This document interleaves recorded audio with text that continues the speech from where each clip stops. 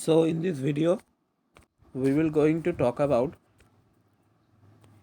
Fatty acid oxidation. So ये वाला topic का एक पार्ट हमारा लिपिड मेटाबॉलिज्म का जो सिलेबस है उसका पहला टॉपिक है, that is the transfer of fatty acid into the mitochondria. So it is nothing but a topic of fatty acid oxidation और beta oxidation of the fatty acid जो होता है माइटोकॉन्ड्रिया में. इसलिए ये पूरा का पूरा चीज़ को हम बोलते हैं mitochondrial beta oxidation.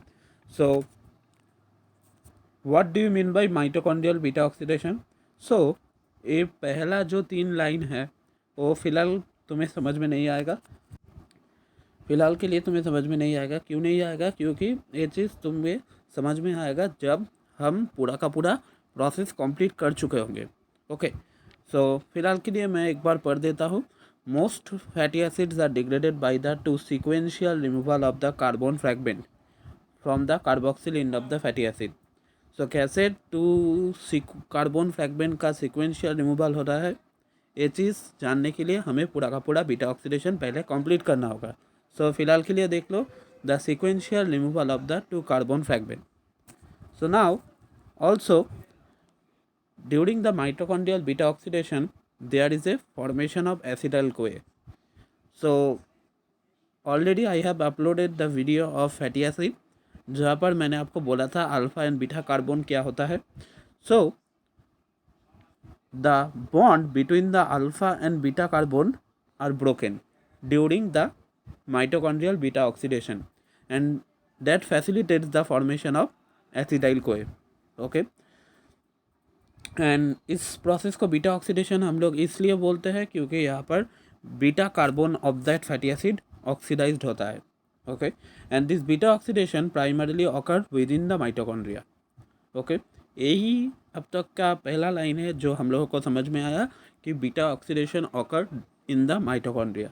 Okay, so पहली बात, फैटी एसिड ऑक्सीडेशन और बीटा ऑक्सीडेशन के लिए फैटी एसिड को पहले एक्टिवेट होना पड़ेगा.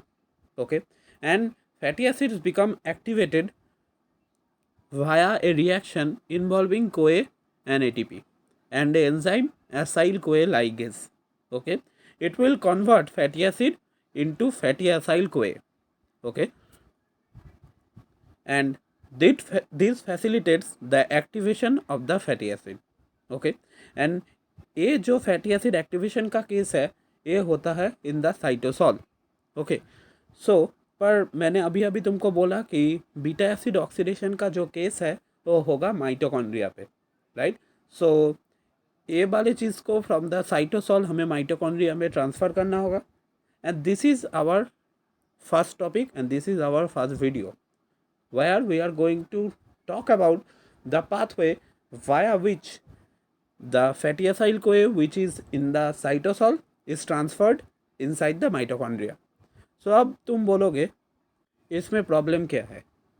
माइटोकॉन्ड्रिया में और सारे प्रोटीन्स और सारे जो मॉलिक्यूल्स जैसे घुसते हैं ऐसे ये वाला भी घुस जाएगा, तो इसके लिए एक सेपरेट से वीडियो की ज़रूरत है. सो पहली बात,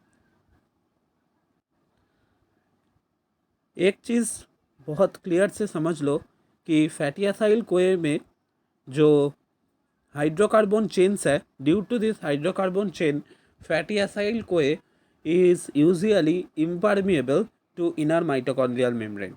ओके, मतलब माइटोकॉन्ड्रिया में ये यूजुअली घुस नहीं सकता. ओके, सो अब इसको घुसाया कैसे जाए. सो पहली बात, घुस नहीं सकता ये बोलना ठीक नहीं होगा.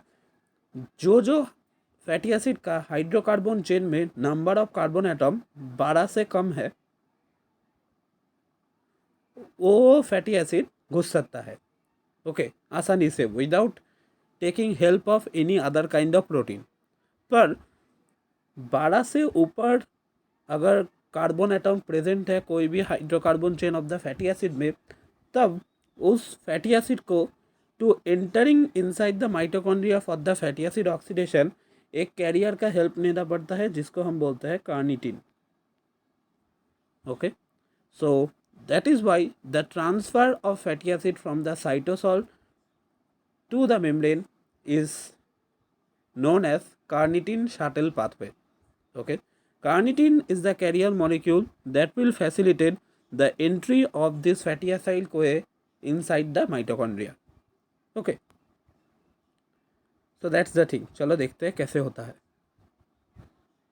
So कार्निटिन का जो पूरा नाम है वो है beta hydroxy gamma trimethyl ammonium butyrate.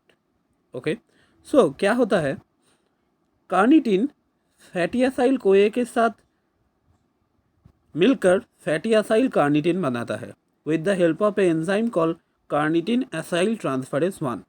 And ये पूरा का पूरा जो केस है वो होता है in the intermembrane space.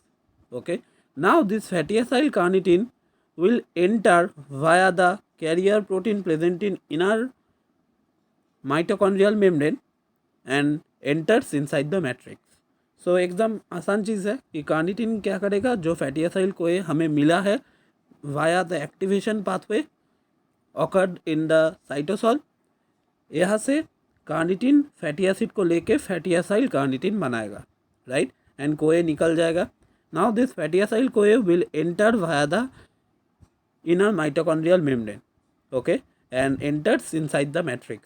Okay, now matrix में ये फैटी एसाइल कार्निटिन से कार्निटिन निकल जाएगा with the help of a enzyme called carnitine acyl transferase 2. okay, and fatty acyl कोए का रीसिंथेसिस हो जाएगा. okay, and that's how fatty acyl कोए enters inside the mitochondria. okay, उसके बाद जो कार्निटिन फिर से तैयार हुआ है वो वाया द कैरियर प्रोटीन फिर से इंटरमेम्ब्रेन स्पेस में आ जाएगा to transfer another fatty acyl CoA. So that is the pathway which is known as carnitine shuttle pathway. Okay, so this is the video for transfer of fatty acid inside the mitochondria. उम्मीद करता हूँ तुम लोगों को video समझ में आया होगा. So thank you for listening to this class.